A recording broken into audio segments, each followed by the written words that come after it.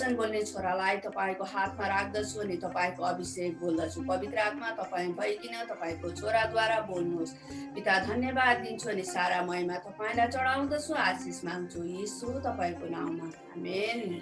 धन्यवाद पास्टर न्यामालाई। अनि अब हामी यो समय चाहिँ पास्टर बाबुलाई दिनेछौँ वचनको निम्ति। हामी सबैले ठुलो ताली साथ उहाँलाई स्वागत गर्नुहोस्। सिधा अगाडि उज्जवल भविष्य सबले हेर्न सिकौँ।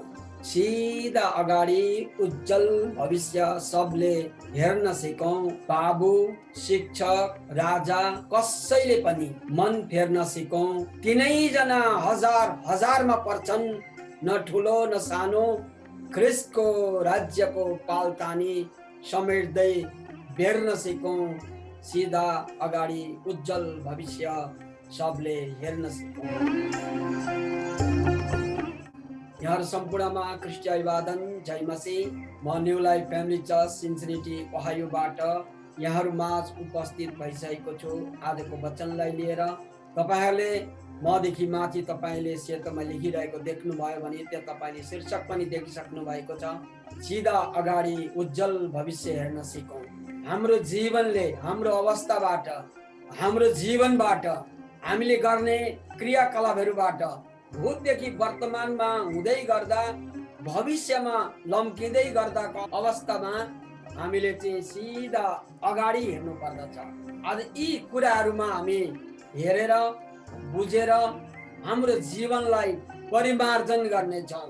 हाम्रो जीवनले कुन मोड लिइरहेको छ, म को हुँ, कहाँ छु, कहाँ के छ हाल, लिएको छु के काम, कस्तो छ चाल, हामी कस्तो अवस्था कुन चालमा चल्दैछौँ, यो अवस्थालाई पनि हामी निहाल्नेछौँ, वचनबाट सिक्नेछौँ। यहाँ तीनजना व्यक्तिहरू छन् आज हाम्रो माझमा। संसारलाई सञ्चालन गर्ने व्यक्ति तीनजना हुन्छन्। हुन त धेरै छन्, धेरै प्रकारका छन्, तर ती मध्येमा सबैभन्दा पहिला एउटा बाबु हुन्छ। बाबु नभई यो संसार सन्तान जन्मिँदैन। जब सन्तान जन्मिन्छ उसको शिक्षक हुनुपर्छ, एकजना सिकाउने व्यक्ति हुनुपर्छ। सिकाइँदैन भने उसले सिक्दैन। सिक्नका लागि शिक्षक चाहिन्छ। आफूभन्दा पहिला जान्ने व्यक्ति जो छ ऊबाट सिक्नु पर्दछ। तेस्रो व्यक्ति कुनै पनि देशलाई, कुनै पनि सङ्घ संस्थालाई चलाउने एउटा व्यक्ति हुँदछ। देशको व्यक्ति भन्यो भने राजा भन्दछ। आज हामी तीनजना व्यक्तिलाई हेर्नेछौँ। तपाईले हितोपदेशको पुस्तकलाई निकाल्न सक्नुहुन्छ। 4:20 देखि 25 सम्म हामी हेर्नेछौँ।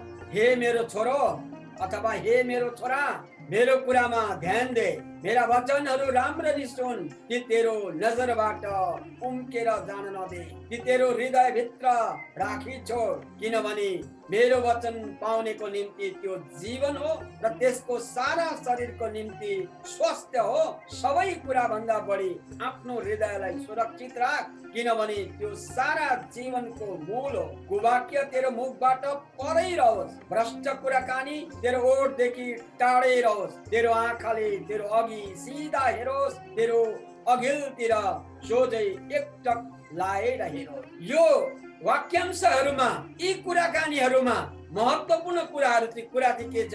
तेरा आँखाले एउटा संसारमा प्रत्येक घरमा एउटा बाबु छ र त्यो बाबुले आफ्नो सन्तानलाई भन्दै गरेको अवस्था छ। राष्ट्रको बाबु राजा हुन्छ अथवा त्यो प्रधानमन्त्री हुन्छ, राष्ट्रपति हुन्छ। त्यस्तै घरको एउटा को हुन्छ व्यक्ति, बाबु हुन्छ।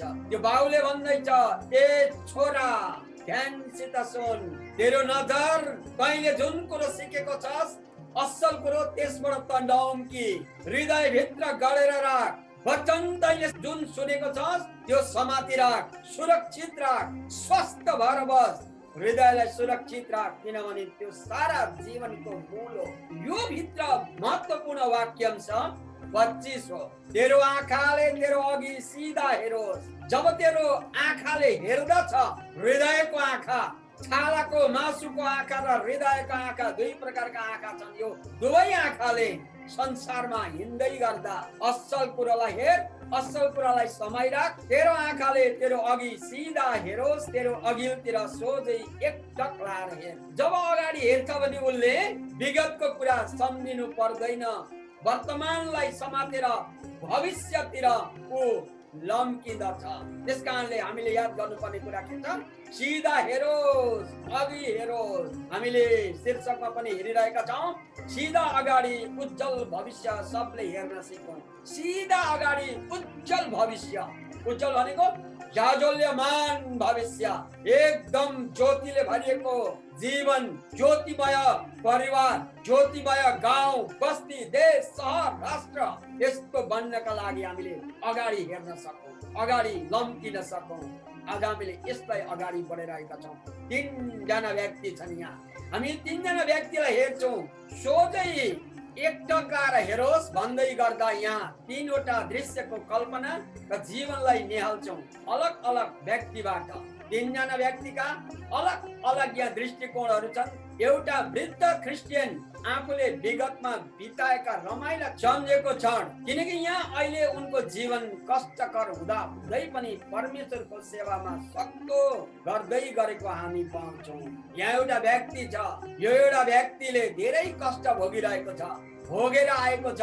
विगतको दिनमा धेरै कुराहरू, ती कुराहरूलाई सम्झेको छैन, तर अगाडि प्रभु येशूले सिकाउनु भएको र प्रभु येशूको वचनमा कसरी लम्किनु पर्छ भन्ने कुरामा एकदम लागि परेको तपाईले त्यहाँ हेर्न सक्नुहुन्छ। पहिलो कोरिन्थी 15:58 यहाँ तपाईँ हेर्न सक्नुहुन्छ। एउटा व्यक्ति छ, यसकारण मेरा प्रिय भाइ हो, स्थिर अटल रहो, प्रभुको काममा सधैँ बढ्दै जाओ, किनकि तिमीहरू जान्दछौ कि प्रभुमा तिमीहरूको परिश्रम व्यर्थ हुँदैन। यो नसोच मैले जे गर्छु व्यर्थ छन्, व्यर्थ हुनेछ, निरर्थक, अर्थै छैन। यसो भन्दै गर्दा यहाँको माझमा एउटा वृद्ध व्यक्ति जो असल कामको लागि लम्किँदै गर्दा उसले एकचोटि सम्झिएको छ अनि मनमा नै उसले कता के सोचेको अवस्था छ। हामी यसलाई हेर्नेछौँ। 3 जना व्यक्ति मैले भनिसकेको छु, एउटा बाबु, अर्को शिक्षक, अर्को राजा। 3 जना व्यक्ति देशमा हुन्छन्, प्रत्येक देशमा यी 3 जना व्यक्ति हुन्छन्। यी 3 जना व्यक्तिलाई हामी हेर्नेछौँ। बाबुले गर्ने कर्तव्य हामीले हेर्यौँ। बाबुले छोरालाई अधिकारका साथ भनेको छ, छोरा याद गर, भविष्यमा अगाडि तेरा आँखा जे लगाएछ अगाडि लम्की, असल तरिकाले त अगाडि हेर, पछाडिका कुरालाई नहेर, वर्तमानमा टेकेर भविष्यमा हिँड। वर्तमानमा टेकेर भविष्यमा तैँले के खोज्दैछस् यसको लागि लम्की।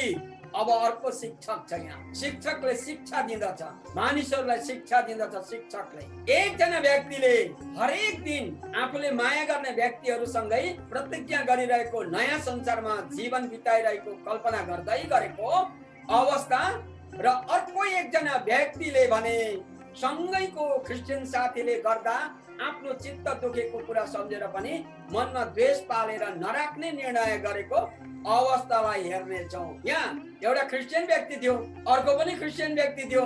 एउटादेखि अर्को के भयो? मनमुटाव भयो, झगडा भयो, वाद विवाद भयो, मनमा क्लेश जन्मियो, द्वेष जन्मियो, रुष्टता जन्मियो, क्रोध जन्मियो।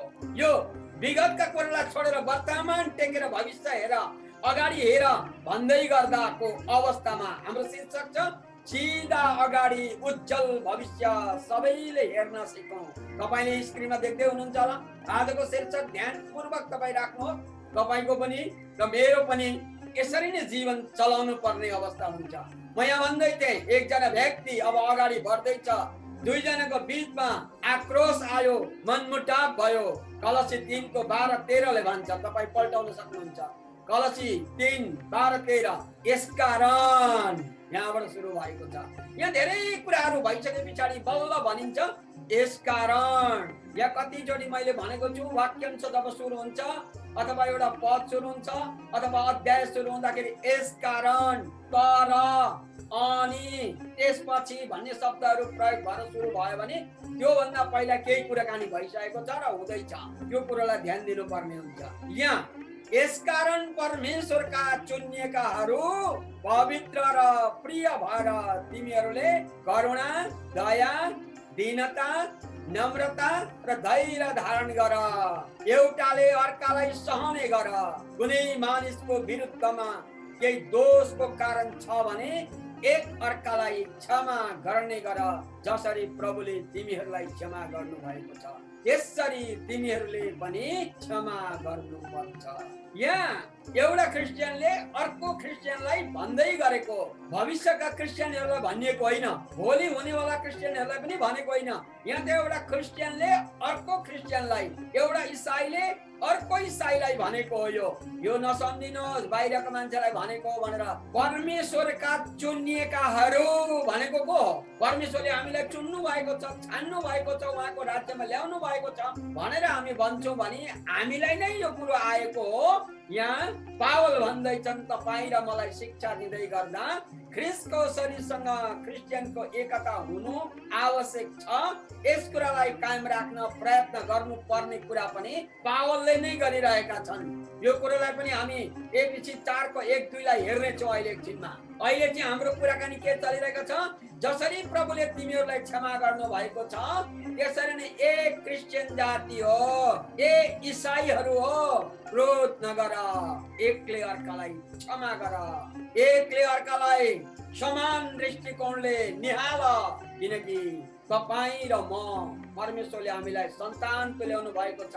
त्यस कारणले गर्दाखेरि तपाईँ र मैले एकदमसँगले प्रभु येशूको राज्यमा अगाडि बढ्नका लागि एकदम सतर्कता जनाउनु पर्छ, एक हुनुपर्छ भन्ने कुरा आइरहेको छ।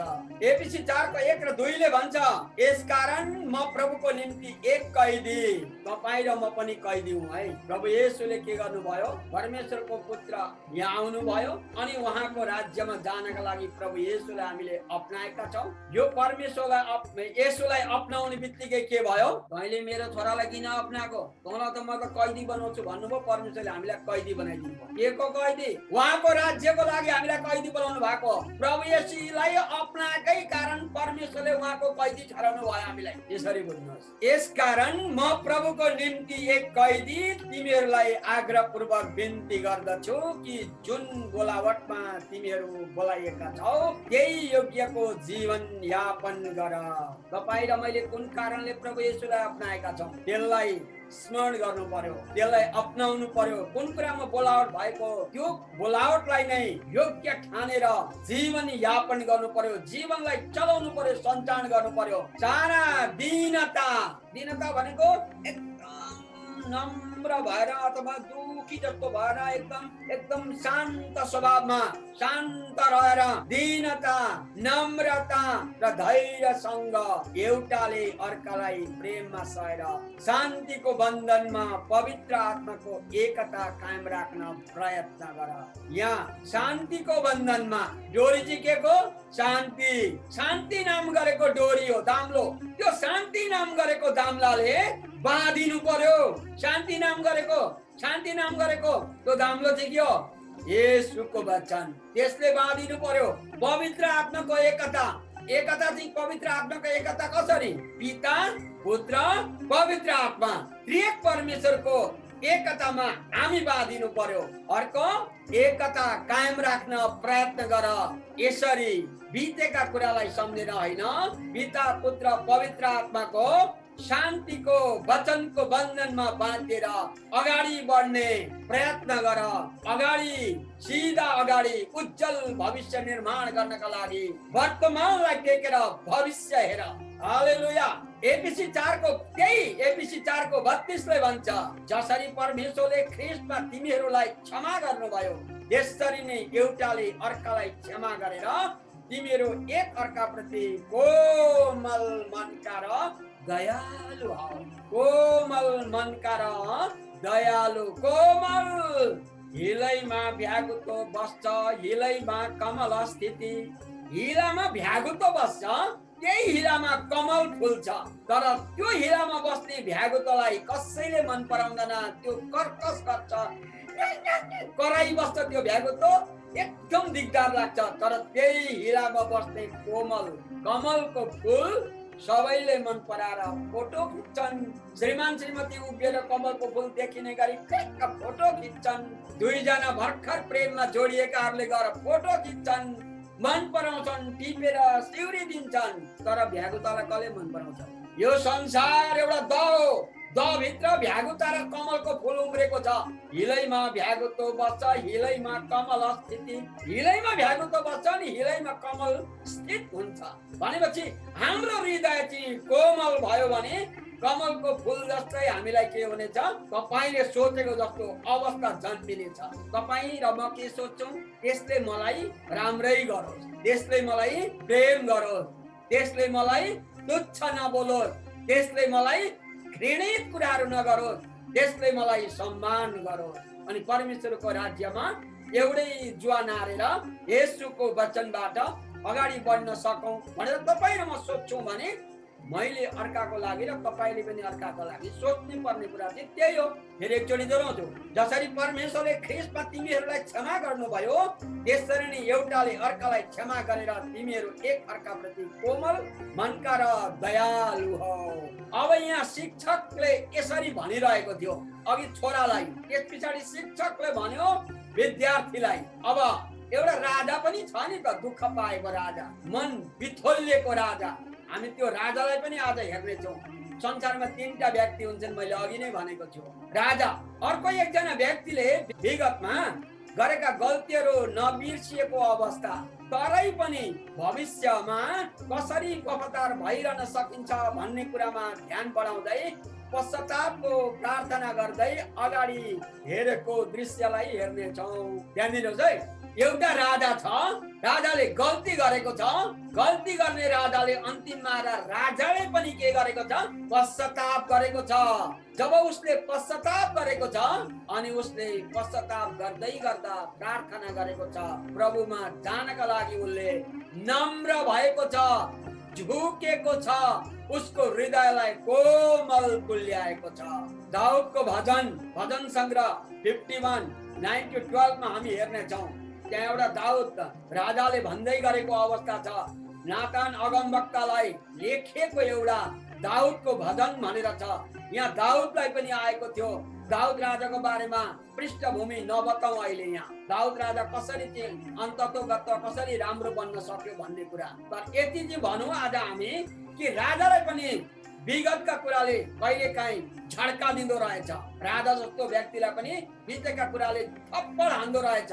यसलाई स्मरण गर्दै राजाले भनेका छन्, त्यो कुरालाई हामी हेर्नेछौँ। भजन संग्रह 51:9, मेरा पापहरूदेखि आफ्नो मुख लुकाउनुहोस्, मैले गरेको पापदेखि तपाईँ परमेश्वरले नजरलाई लुकाइदिनुहोस्, अथवा भनौँ मलाई नहेर्नुहोस्, मैले गरेको पापलाई, मैले जो पाप गरेको छु त्यसलाई नहेर्नुहोस्, मैले गल्ती गर्दैछु भने मलाई नहेर्नुहोस् भन्न खोजेको यहाँ एकचोटि दाउदले बहुत ठुलो गल्ती गरेको छ।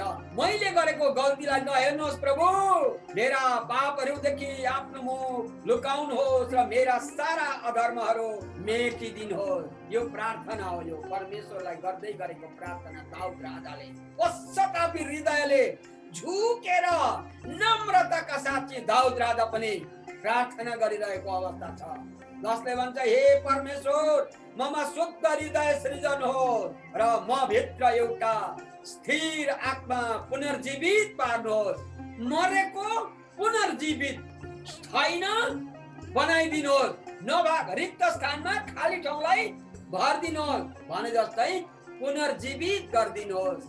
मेरो आत्मा मरेको थियो, तपाईले पुनर्जीवित पार्नुभयो। आत्मा पुनर्जीवित पार्नुहोस्, मलाई तपाईको उपस्थितिबाट नहटाउनुहोस्। तपाईले मलाई उपस्थिति दिनु भएको थियो, तपाईले मलाई तपाईसँग संगति गर्ने अवसर दिनुहुन्थ्यो, तर तपाईले त्यो अवसर दिँदै गर्दाखेरि मैले अपराध गरेको छु, त्यस्ता कुराहरूबाट मलाई नहटाइदिनुहोस्, म तपाईसँग संगति गरिरहन चाहन्छु। दाउद भन्छन् मलाई तपाईको उपस्थितिबाट नहटाउनुहोस्, न त मबाट तपाईका पवित्र आत्मा लैजानुहोस्। म यो पनि भन्दिनँ मबाट भएको तपाईले दिनुभएको पवित्र आत्मा लैजानुहोस्, तपाईले दिनुभएको पवित्र आत्मा मसँग रहन सकोस्, तपाईको मुक्तिको आनन्द मलाई फेरि दिनुहोस् र मलाई सम्हाल्ने इच्छुक आत्मा दिनुहोस्। एकचोटि दाउद अत्यन्तै परमेश्वरको नजिकको दाउद गल्ती गर्दै गर्दा उसले पवित्र आत्मालाई बिर्स्यो, आफूलाई पनि बिर्स्यो अनि परमेश्वर पनि बिर्स्यो, कर्तव्यलाई बिर्स्यो, म राजा हुँ भन्ने पनि बिर्स्यो अनि ठुलो ठुलो आँखाले भविष्य हेरेन, उसले त परको पानी धारो पो हेरिरहेछ। त्यो पानी धारालाई हेरेकैले गर्दाखेरि बहुत ठुलो गल्ती गरेको छ। तर अब यतिबेला दाउद पश्चातापी हृदयले भन्छ म त्यो धारो होइन, म तपाईलाई हेर्छु। अब मलाई त्यो हृदय दिनुहोस् जो कि म तपाईलाई हेरिरहन सकौँ। जो हिजो पनि हेर्थे, बिचमा गल्ती गरेको छु, अब पनि म लगातार तपाईँ परमेश्वरको उपस्थितिमा रहिरहेर म तपाईलाई हेर्न सकौँ। दाउद भन्छन्, यहाँ तीनटा व्यक्तिलाई मैले यहाँ तपाईँहरूको माझमा ल्याएको छु, बाबु, शिक्षक र राजा। यी तिनैजनाले गल्ती गरेका छन् विगतमा, तर वर्तमानलाई टेकेर भविष्यलाई सुधारिरहेका छन्। यो कुरालाई हामी आज हेर्दैछौँ। दाउद पश्चातापी हृदय, भजन सङ्ग्रह 51 9 देखि 12 मा हामीले हेर्यौँ है। 12 मा हेर्दैछौँ, तपाईको मुक्तिको आनन्द मलाई फेरि दिनुहोस् र मलाई सम्हाल्ने इच्छुक आत्मा दिनुहोस्, म सम्हालिन सकौँ। यहाँ सम्हाल्ने शब्द कोही कोही बेला प्रयोग भएको छ नि। हामी सम्हालिएको जाति भनेर कसैले गीत लेखेका छन्, बकाइदासँगले गीत गाएका छन्, हामी सम्हालिएको जाति। हामी परमेश्वरबाट दाउदले यही अनुरोध गरिरहेका छन्, यही प्रार्थना गरिरहेका छन्, मलाई सम्हाल्ने इच्छुक आत्मा दिनुहोस्, सम्हाल्ने, म आफैलाई सम्हाल्ने त्यस्तो खालको आत्मा दिनुहोस् जो फेरि पनि म तपाईको उपस्थितिमा आउन सकौँ। तपाईँ र मेरो हृदय पनि परमेश्वरको उपस्थितिमा जानका लागि सम्हालिएको हृदय हुनु पर्यो, सम्हालिएको हृदय बन्नु पर्यो। अब आज हामीले तीनजना व्यक्तिलाई हेर्दै गर्दा, निहाल्दै गर्दा यी तीन प्रकारका व्यक्तिहरू, तीन प्रकारका क्रिस्चियन व्यक्तिहरू, यिनीहरूको बीचको जीवनको समानता र तीनैजनाले विगतका कुराहरू स्मरण गर्दै गरेका भए तापनि वर्तमानमा तीनैजना विगतमा जिउँदैनन्।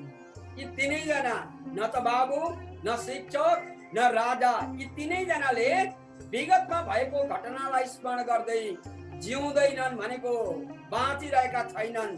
तीनैजना सिधा अगाडि भविष्यतर्फ हेर्छन्। यी तीनैजना व्यक्तिहरूले के गरिरहेछन्?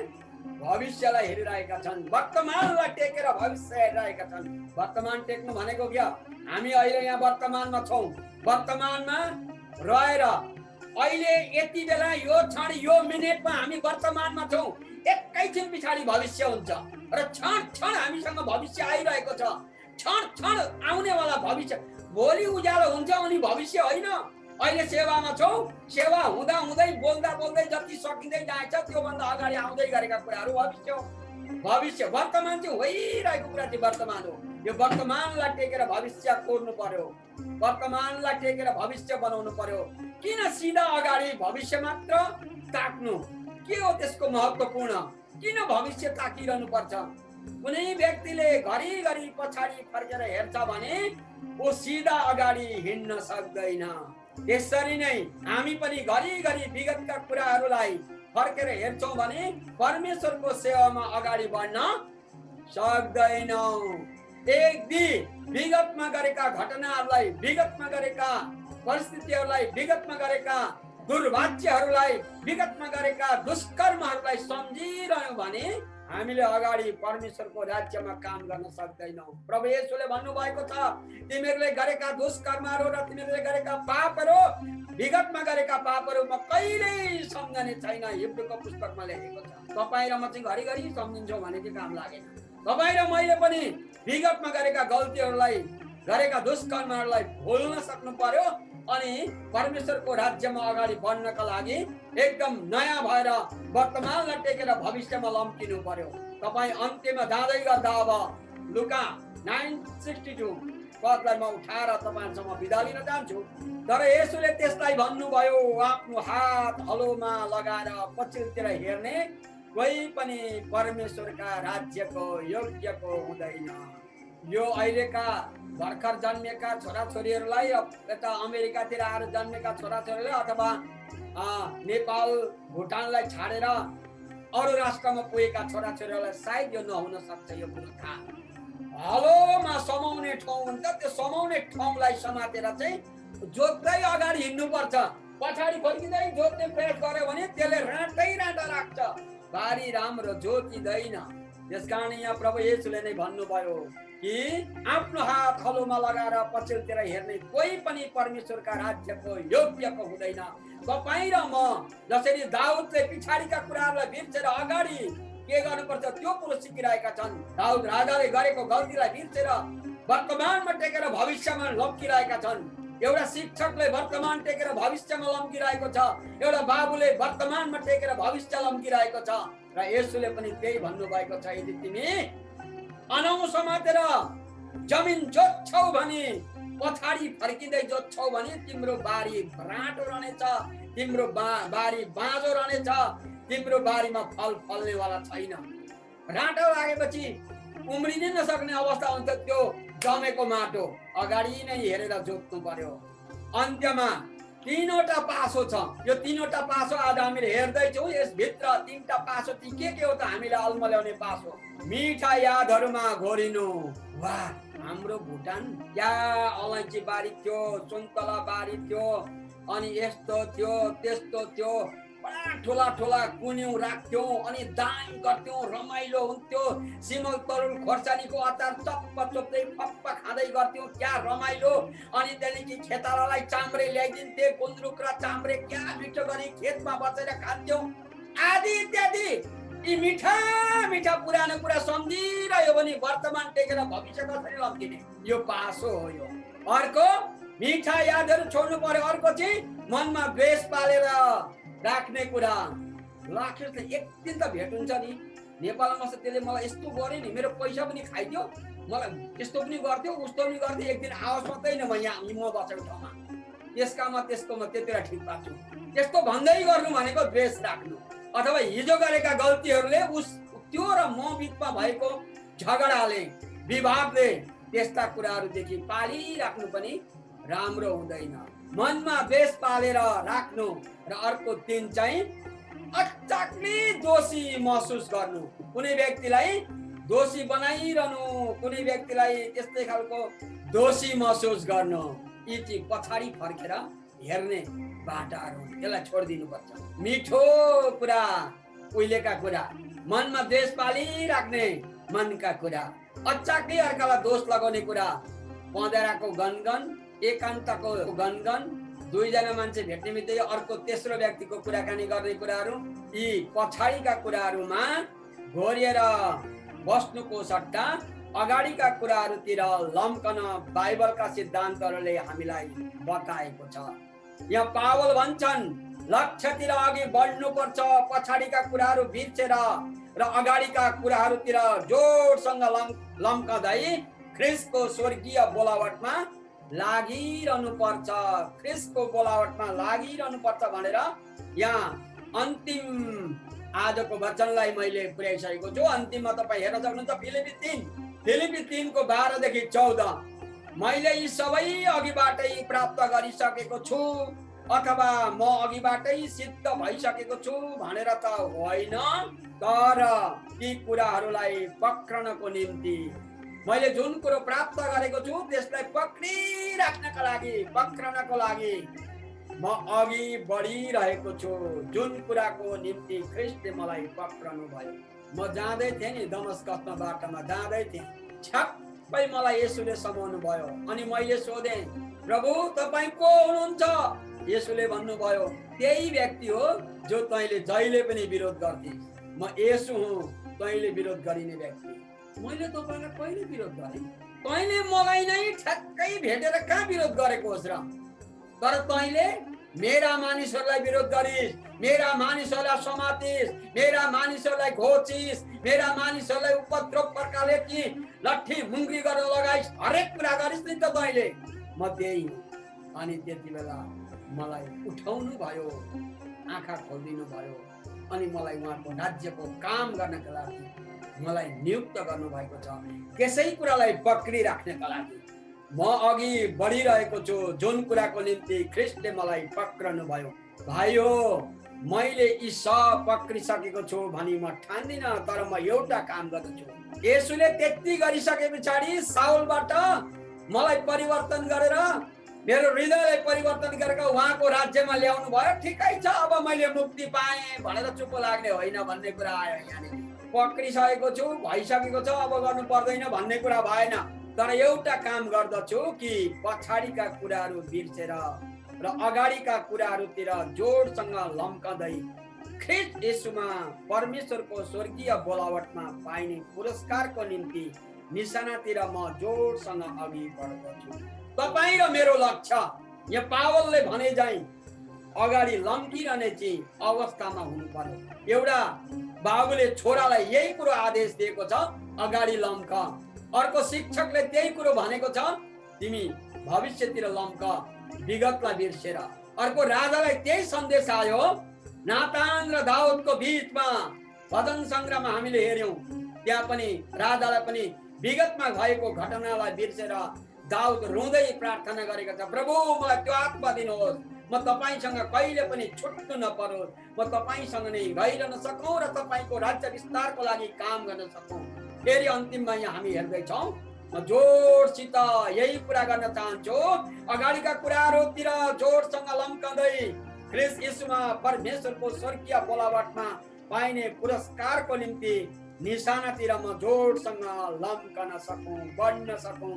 यसरी दाउदले र साथसाथै पावलले, सबैजनाले, एउटा शिक्षकले, एउटा बाबुले गर्ने कर्तव्य यही हो। र तपाईँ र म अगुवा लिडर पास्टर जो पनि हामी मण्डली परिवारमा छौँ, हामीले पनि शिक्षकले, राजाले गर्ने कर्तव्य शासन मात्रै होइन, अधिकार मात्रै होइन, तपाईँ र मैले गर्ने कर्तव्य पनि वर्तमानलाई टेकेर भविष्यलाई सुधार्ने शिक्षा प्रदान गर्न सक्नु पर्यो। तपाईँ र मैले पनि जसरी सावलबाट पावल भएका हामी पावलहरू, दमस्कसकै बाटोमा हामी पनि थियौँ। एक दिन हामी पुर्लुक्कै लडेका थियौँ, हामीलाई उहाँले उठाउनु भयो, उहाँको राज्यमा ल्याउनु भएको छ। अब हामी उहाँको राज्यलाई पाल तान्नु पर्छ, उहाँको राज्यको पाल तान्नु पर्छ। हामी अगाडि बढ्नु पर्छ, हृदयलाई परिवर्तन गरेर। बाबुले गर्ने काम, राजाले गर्ने काम अनि शिक्षकले गर्ने काम एउटै काम रहेछ, जो चाहिँ सिधा अगाडि उज्जवल भविष्य बनाउँदै अगाडि हेर्दै बढ्नु पर्दो रहेछ। आज हामीले यो शिक्षाबाट, आजको वचनहरूबाट हामीले हाम्रो जीवनलाई अगाडि बढाउन के गर्नु पर्दो रहेछ, उज्जवल भविष्य कसरी बनाउन सक्छौँ भन्ने कुरालाई हेरेका छौँ। र मैले रुवाईबाट पनि भनेको थिएँ, सिधा अगाडि उज्जवल भविष्य सबले हेर्न सिकौँ। बाबु, शिक्षक, राजा कसैले पनि मन फेर्न सिकौँ। तिनैजना हजारमा हजार पर्छन्, न ठुलो न सानो। तिनैजना हजारमा हजार पर्छन्, न ठुलो न सानो। ख्रीष्टको राज्यको पालतानी समेट्दै फेर्न सिकौँ। ख्रीष्टको राज्यको पालतानी समेट्दै फेर्न सकौँ। वचनहरूलाई हामी पक्रिराखौँ अनि पक्रेर हामी के गरौँ, त्यसलाई समेट्दै अरू काममा पुर्याएर सबैलाई परमेश्वरको राज्यमा बेर्न सकौँ। यसो भन्दै यहाँहरूबाट सिधा अगाडि उज्जवल भविष्यमा सबैजना सर्न सक्नु भएको होस्, म पनि सर्न सकौँ, सबैजनाले परमेश्वरको राज्यमा अगाडि बढ्न सकौँ, परमेश्वरको आशिष प्रशस्त मात्रामा बनिरहोस् भन्दै छोटो प्रार्थना गरेर म बिसाउँदैछु। परमेश्वर पिता, म तपाईँलाई धन्यवाद दिन्छु। तपाईँ परमेश्वरले हामीलाई यस्तो ठाउँमा नियुक्त गरिदिनु भयो कि तपाईँको राज्य विस्तारमा तपाईँको पाल तन्काउँदै अगाडि बढ्ने, असल भविष्य निर्माण गर्ने छोराछोरी बनाउनु भएको छ। तपाईँ परमेश्वरले तीनजना व्यक्ति हाम्रो माझमा खडा गर्नुभयो। तपाईँको सृष्टिभित्रका सर्वप्रथम बाबुलाई हाम्रो माझमा खडा गर्नुभयो र शिक्षा दिनुभयो आफ्ना छोराछोरीलाई। यसै गरी प्रभु परमेश्वर पिता, तपाईँले शिक्षक खडा गर्नु भएको छ। तपाईँले सृजना गर्नुभएका शिक्षकहरूलाई तपाईँबाटको आशिष बोल्दछु। त्यसै गरी राजालाई तपाईँले हाम्रो माझमा खडा गर्नुभयो र गरेका गल्तीमा तपाईँले सुधार गर्ने एउटा मौका दिनुभएको छ राजाहरूलाई। त्यसरी नै प्रभु हाम्रो हृदयहरूलाई पनि सुधार गर्ने मौका तपाईँले दिनुहुन्छ। यो हाम्रो विश्वास हो। तपाईँ परमेश्वरलाई हामी धन्यवाद दिन्छौँ। जति पनि जुन जुन ठाउँबाट तपाईँ परमेश्वरको उपस्थितिमा यस घडी उपस्थित हुनुभएको छ, सम्पूर्णलाई म तपाईँमा यो न्यू लाइफ फ्यामिली चर्च आशिष बोल्दछु। तपाईँ परमेश्वरले सबैलाई प्रभुजी तपाईँको राज्यमा भविष्य उज्जवल पार्नको लागि अगाडि लम्किने त्यो इच्छा, त्यो विचार, त्यो जोस, त्यो जाँगर दिनुहुनेछ भन्दै सबै कुरो तपाईँको हातमा राख्दै आशिष बोल्छु येशूको नाममा, आमेन। यो समय आजको सन्तानका कवि दिदीलाई धन्यवाद। पास्टर बाबुलाई असल वचन हाम्रो माझमा ल्याउनु भयो, जुन हाम्रो मण्डलीहरूमा खाँचो भइरहेको, हामी सबैलाई चाहिएको वचन बोलेर हाम्रो पास्टर बाबु ओझल भइसक्नु भएको छ। हामी उहाँलाई ठुलो तालीबाट धन्यवाद दिनेछौँ। है वचन पनि सुनिसकेछौँ, असलसँगले वर्सिपहरू गऱ्यौँ। उहाँले विशेष दिनहरू दिनुभएको छ हामीलाई। वचन ल्याउनु हुने आदरणीय हामी पास्टर बाबुलाई सम्पूर्णलाई एकमुष्टमा हामी एकैसाथ ठुलो ताली बजाएर धन्यवाद दिनेछौँ।